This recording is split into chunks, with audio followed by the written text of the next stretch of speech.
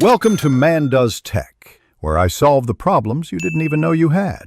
In this video, I will explain how to learn English for advanced step by step.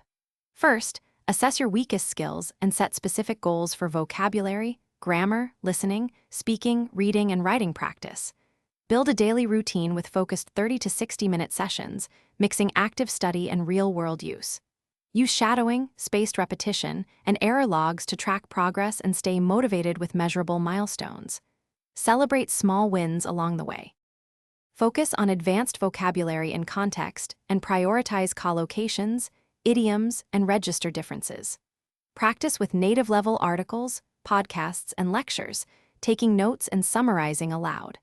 Join debate clubs or language exchanges to refine fluency and accuracy, and record yourself to analyze pronunciation and rhythm. Use targeted grammar drills for conditionals, inversion, and nominalization. Keep consistency over intensity. Use high-quality resources like advanced grammar books, corpora, and frequency dictionaries to guide study.